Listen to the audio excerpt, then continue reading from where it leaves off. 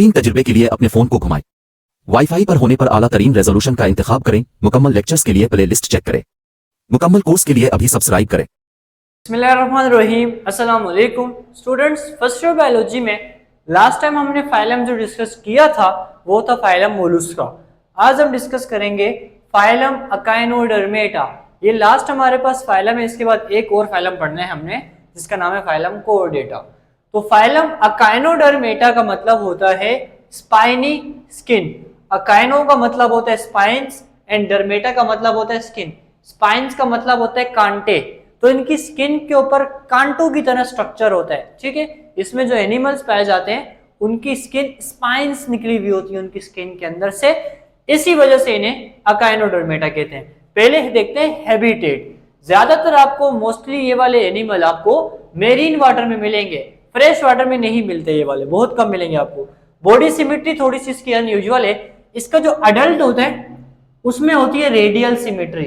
Radial का मतलब इसके अडल्ट को एक से ज्यादा एक्सिस से आप इक्वल पार्ट में डिवाइड कर सकते हैं।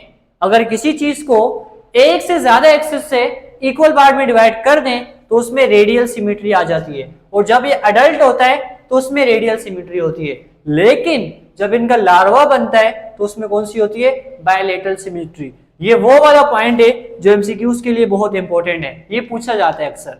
इसके बाद हम देखते हैं ये सारे के सारे होते हैं ट्रिप्लोब्लास्टिक, 3 लेयर से बने होते हैं, ectoderm, mesoderm, endoderm and coelomate होते हैं और ड्यूट्रोस्टोम्स होते हैं। मतलब ड्यूरिंग द डेवलपमेंट इनका ब्लास्टोपोर जो होता है वो पहले एनस बनाता है। पहले माउथ बनाएगा तो प्रोटोस्टोम्स, पहले एनस बनाएगा वो हमारे पास होता है ड्यूटोस्टोम्स, और इनके पास ऑर्गन्स पाए जाते हैं। इनकी बॉडी में देखें तो इनकी एपिडर्मिस में हम स्टारफिश की बात करें तो उस पर ट्यूब फीट पाई जाती हैं। अब ट्यूब फीट क्या होती हैं? ट्यूब फीट के अंदर एक पूरा सिस्टम होता है जिसे कहते हैं वाटर वस्कुलर सिस्टम। जिस तरह हमारी बॉडी में ब्लड मूव कर रहा होता है, इस तरह इनकी बॉडी में वाटर मूव कर रहा होता है। ये पूरा इनकी बॉडी में वाटर वस्कुलर सिस्टम होता है स्टारफिश में। इसके अलावा ये ट्यूब फीट लोकोमोशन में हेल्प करते हैं, मूवमेंट में हेल्प करते हैं, रिस्पिरेशन में भी हेल्प करते हैं, और साथ साथ फीडिंग, कोई चीज को पकड़कर खाने में भी ट्यूब फीट्स हेल्प करती हैं। रिप्रोडक्शन इनमें सेक्सुअली होती है और मोस्टली सेक्सेस सेपरेट होते हैं, मेल अलग फीमेल अलग। और इनमें क्या होती है? एक्सटर्नल फर्टिलाइजेशन, मतलब मेल स्पर्म और फीमेल एग फ्यूज जो होते हैं वो उनकी बॉडी से बाहर जाकर होते हैं, इसे हम कहते हैं एक्सटर्नल फर्टिलाइजेशन। एग्जांपल देख लें, स्टारफिश जिसकी डायग्राम भी बनी हुई है हमारे पास। इसके बाद है सी अर्चिन। सी अर्चिन ऐसा राउंड सा होता है और उस पे स्पाइन्स होते हैं बहुत बड़े बड़े, ब्राउन या ब्लैक कलर का ये होता है।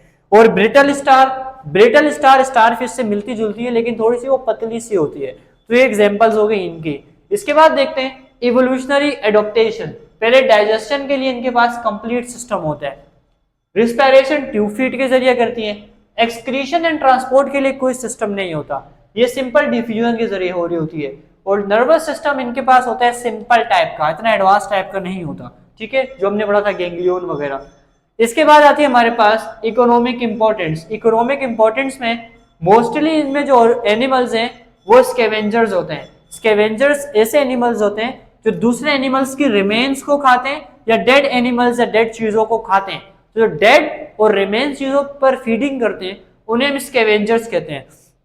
और इसमें एनिमल सारे के सारे तकरीबन ही स्कैवेंजर्स होते हैं। और ये क्या करते हैं? Erosion of shore line.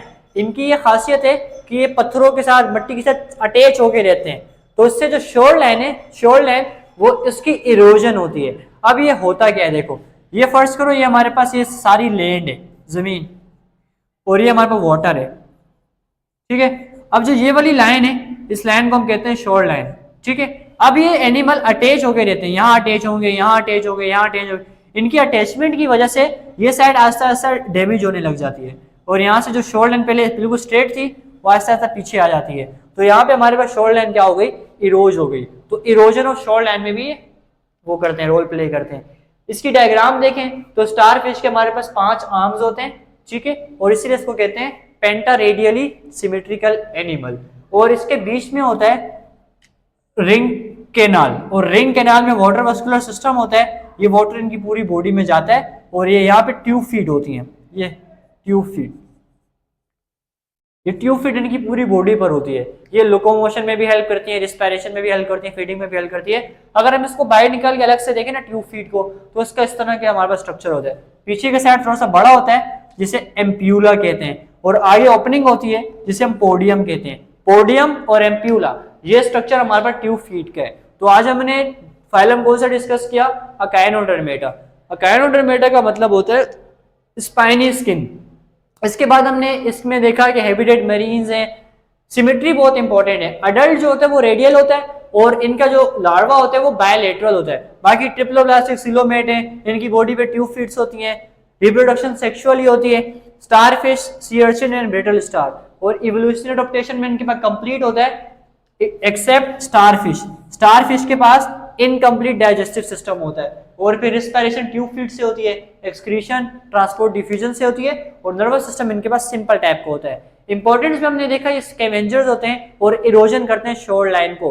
तो स्टूडेंट्स ये था हमारा आज का लेक्चर। आई होप अच्छे से समझ में आया होगा। इसके बाद एक ही फाइलम हमारा रह गया।